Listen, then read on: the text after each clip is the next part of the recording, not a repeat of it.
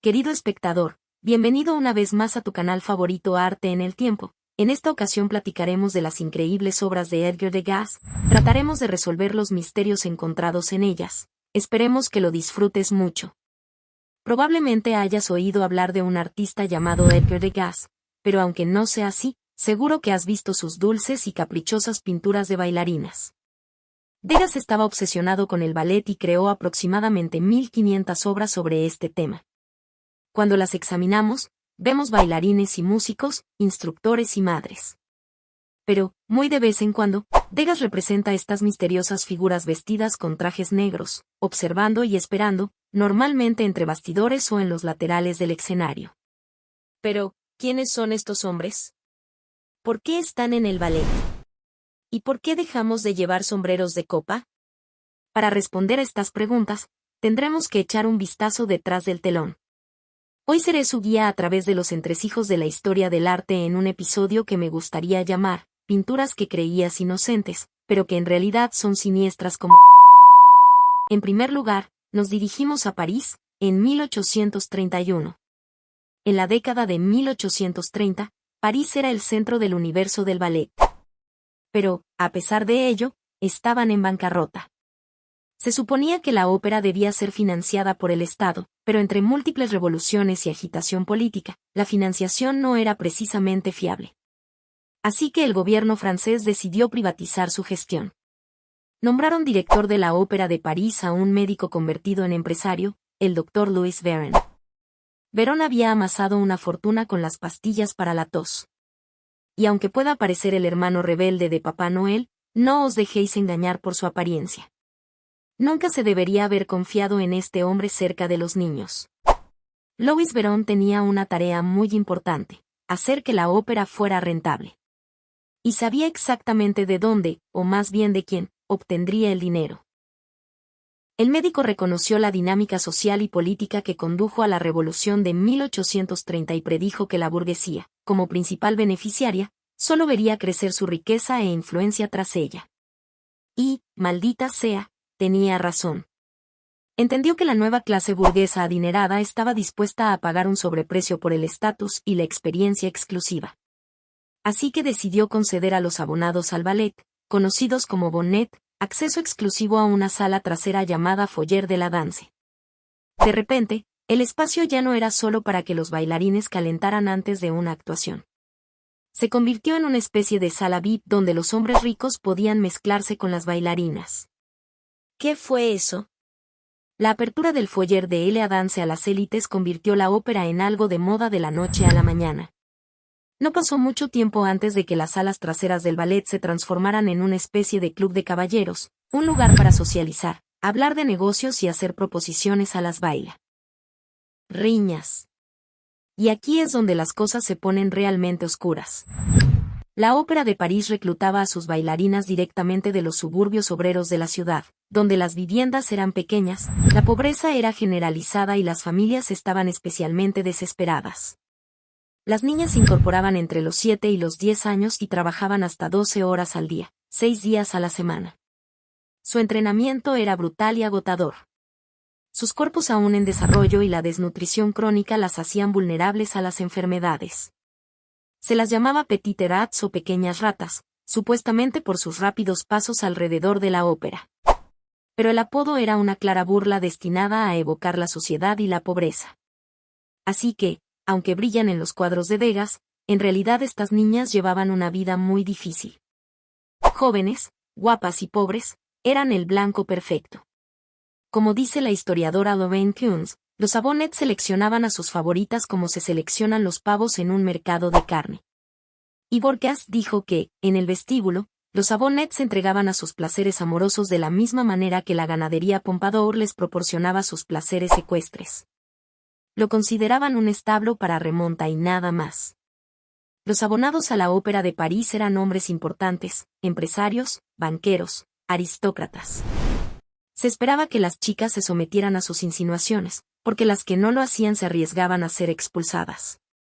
Porque las bailarinas que lo hacían conseguían los mejores papeles. Porque si los abonnets no estaban contentos, la ópera no estaba contenta. Y porque a menudo sus familias les decían que lo hicieran. La danza era una de las únicas vías para salir de la pobreza, lo que a menudo empujaba a las madres a animar a sus hijas a cultivar la atención de los hombres ricos. Algunas fueron incluso acusadas de convertir a sus hijas en cortesanas a la edad de 12 o 13 años para garantizar la seguridad financiera de toda la familia. Este hombre, llamado sin ironía su protector, podía pagarle un bonito apartamento, clases particulares, sus facturas médicas, etc. Y este desequilibrio de poder y explotación no era accidental. Era intencionado. Verón recortó deliberadamente los salarios de las bailarinas, empujándolas efectivamente a los brazos de mecenas adinerados. Kunze describe elocuentemente la vida de una bailarina. Durante el día, llevaba una existencia ordinaria, monótona y precaria en una abarrotada chambre de Bonne en un 6º piso. Por la noche, su vida se transformaba al entrar en el opulento mundo de la ópera de París. Cenicienta se convertía así en princesa, haciendo perder la cabeza a muchos bonnet ricos, influyentes y, por lo general, ancianos. Quizás no era exactamente un príncipe azul, pero sí alguien que la rescataría del inevitable ciclo de penurias y degradación que caracterizaba la vida de una hija del pueblo llano. Pero una vez que Degas dio a conocer al mundo estas pinturas de bailarinas, la gente debió de darse cuenta por fin del sucio secretito de la ópera y exigir que se eliminara el sistema bonnet, ¿no? Pues no. Sobre el papel, la Ópera de París tenía una política de tolerancia cero con la prostitución y afirmaba que cualquier niña que fuera sorprendida ejerciendo la prostitución sería expulsada inmediatamente. No parece que las bonnet recibieran el mismo castigo.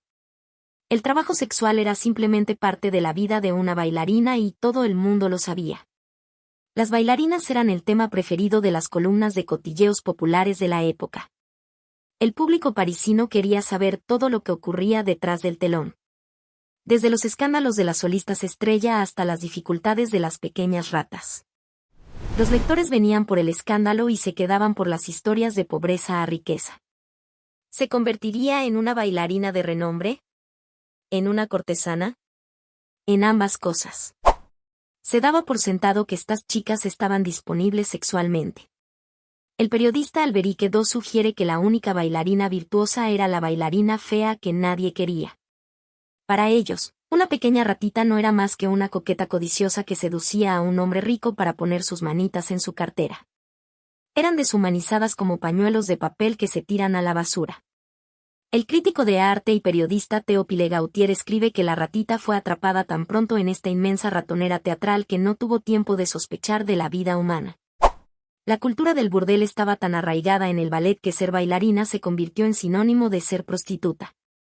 Todas estas chicas eran menores de 14 años. Los respetables padres burgueses se negaban a permitir que sus hijas siguieran una carrera en la danza, aunque ellas quisieran, lo cual es particularmente significativo teniendo en cuenta que muchos de estos padres eran probablemente visitantes habituales del foyer de la danza. Incluso si una bailarina lograba ascender sin un protector, siempre se daba por sentado que había llegado a la cima acostándose con alguien. ¿Echamos un vistazo más de cerca a algunas de las pinturas de Degas en las que aparece el crepipeda? Esta obra se titula El ensayo del ballet. En el escenario, las bailarinas se dispersan por todo el escenario. Algunas están ensayando.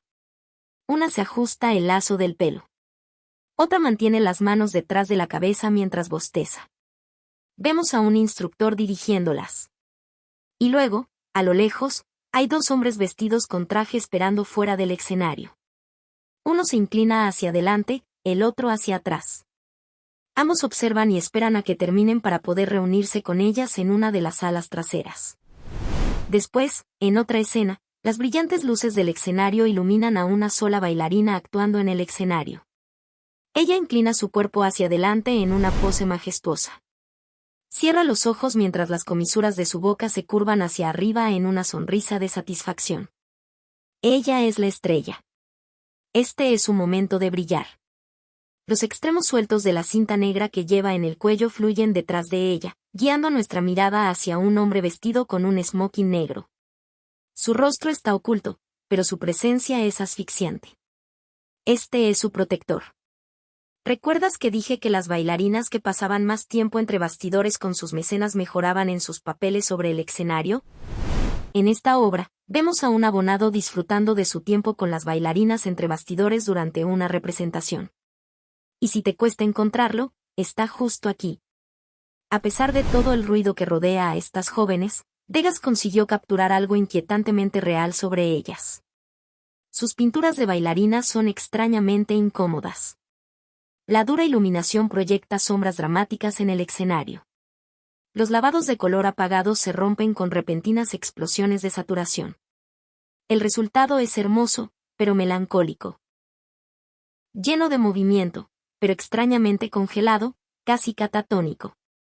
Pero lo que más perdura es esa sensación de intrusión, como si estuviéramos viendo algo que no deberíamos ver. El propio Degas lo describió mejor, es como si miraras a través del ojo de la cerradura. Más tarde, realizó toda una serie de mujeres desnudas bañándose y acicalándose.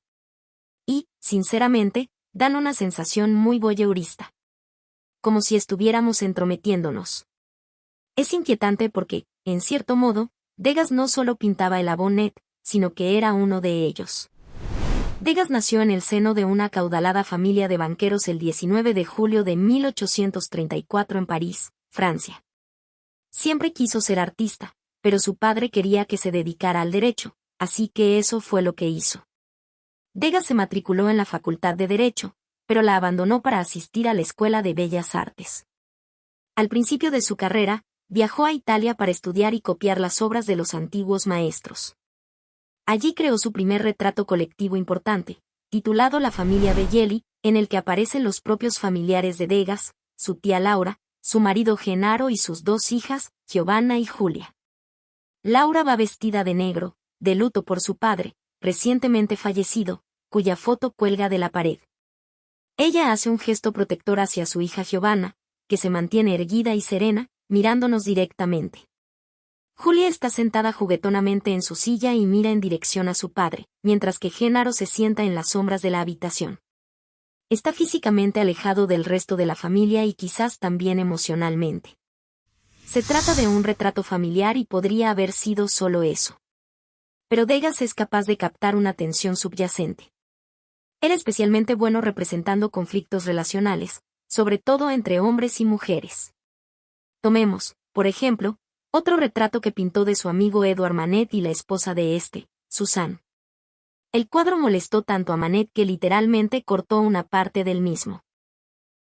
Al parecer, su matrimonio se basaba en una mentira. Antes de casarse con Manet, Suzanne había dado a luz a un hijo fuera del matrimonio, León, al que presentó públicamente como su hermano para evitar el escándalo. Pero aquí está el quid de la cuestión. Muchos historiadores creen que el padre de León no era Manet, sino el padre de Manet, Auguste. Auguste era un juez respetado y un hombre casado, y es probable que tuviera una aventura con Suzanne cuando ella enseñaba piano a sus hijos, Edouard y Eugene. Si esto es cierto, significaría que León era en realidad medio hermano de Manet. Tras la muerte de Auguste, Edouard se casó con Suzanne y crió a León como su hijastro. Así que tal vez cuando Manet vio que Degas pintó a Suzanne tocando el piano, lo sintió como un golpe bajo. Por eso lo cortó. Cuando Degas regresó a París, quedó cautivado por la vida moderna. Tenía un don para ir al grano y capturar el lado más crudo de la vida parisina. A menudo, en los mismos lugares donde sus compañeros de clase alta iban en busca de emociones baratas. Formaba parte de la misma cultura que otros que frecuentaban locales nocturnos y cafés para codearse con la gente de las clases bajas de la ciudad. Degas no tenía la mejor reputación. Su compañero artista Camille Pissarro escribió una vez que era un loco. Se revuelca en su propio jugo.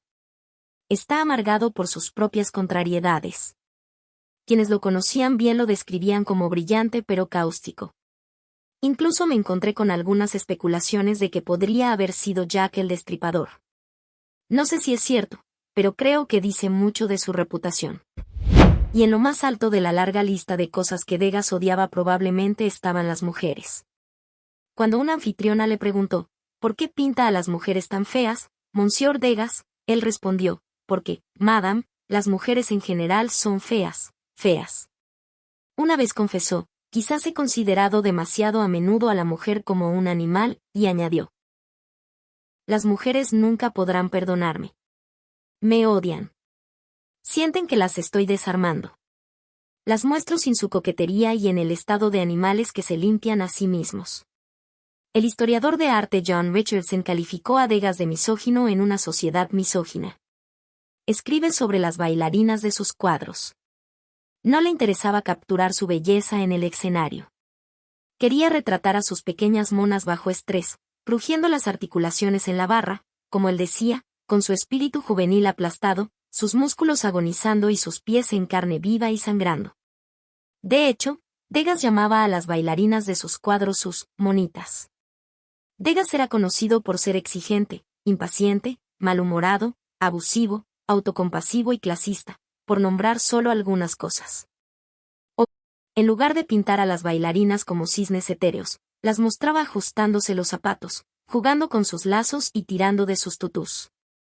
Y, al parecer, eso era muy ofensivo, porque la gente no creía que se debiera ver a las mujeres y las niñas haciendo cosas humanas normales. Pero ninguna de las obras de Degas les molestó más que una escultura casi a tamaño real llamada La pequeña bailarina. Una joven de 14 años posa en cuarta posición. Levanta la cabeza hacia el cielo, como si intentara aferrarse a toda la dignidad que pudiera. Tira de sus manos con fuerza hacia atrás, dejando al descubierto su pecho desnudo.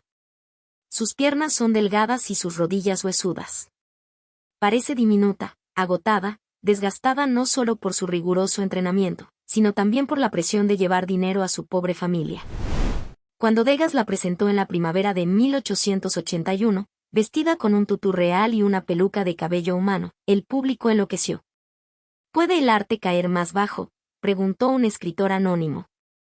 Paul Mance la describió como una flor de depravación precoz, con un rostro marcado por la odiosa promesa de todos los vicios. Redobló la apuesta diciendo que tenía un pequeño hocico. Y esta palabra es totalmente acertada, porque la niña es el principio de una rata. El Dr. Sylvain Cordier explica por qué la escultura causó tanto revuelo. Dice que, a primera vista, vemos a una niña en una postura que poca gente vería en el contexto de un espectáculo en la ópera. Probablemente solo esté tratando de relajar la tensión que cualquiera tendría antes de salir al escenario. Sin embargo, no se supone que debamos ver eso, y ahí es donde radica el aspecto embarazoso. Se te permitiría presenciar esto si fueras un hombre de medios considerables que pudiera pertenecer a un grupo de lo que llamamos la ópera. Era incómodo para la gente mirar, como describe el Dr. Cordier, porque ella sabe que la miran y probablemente sabe que no debería ser mirada, y probablemente no quiere ser mirada. Pero no puede hacer nada al respecto. En la mayoría de los cuadros de bailarinas de Degas, los rostros de las bailarinas son genéricos, a veces casi borrosos. Pero esta bailarina parece mucho más una niña real. La obra eliminó las luces brillantes y los elaborados decorados y las dejó enfrentarse a su villano preferido, una niña frágil y vulnerable. La niña que posó para la pequeña bailarina fue Marie Genevieve van Gardhab. Nació en 1865, hija de unos padres que se trasladaron de Bélgica a París en un intento fallido de escapar de la pobreza. Antes de que Marie cumpliera 10 años, su padre desapareció, ya fuera porque murió o porque regresó a Bélgica. Su madre era lavandera y, en su lucha por mantener a la familia a flote, envió a sus 3 hijas a la Cour de Ballet. La hermana mayor de Marie se convirtió en prostituta. Su hermana menor alcanzó el éxito como bailarina en la Ópera de París. Marie, sin embargo, se ganó la reputación de bailarina peligrosa con una moral muy relajada. No se sabe si fue víctima de la naturaleza depredadora del ballet, pero incluso si hubiera aceptado un supuesto protector, está claro que nadie la protegía realmente. Mientras posaba para la escultura de Degas, Marie comenzó a llegar tarde a sus clases de ballet, lo que provocó que la expulsaran de la ópera. Al parecer, Degas no hizo nada para defenderla después de eso. No sabemos qué fue de ella.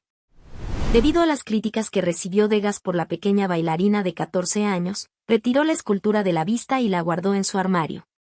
Nunca volvió a exhibir otra escultura en público, aunque después de su muerte se encontraron docenas de ellas en su casa. Probablemente no hace falta decir que el Dr. Louis Bevan logró que la ópera fuera rentable. Pero cuando el gobierno recortó sus subvenciones, no se quedó mucho tiempo.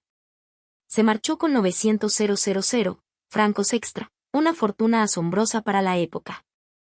La etapa del Dr. Louis en el ballet puede haber sido relativamente breve, pero su legado fue duradero.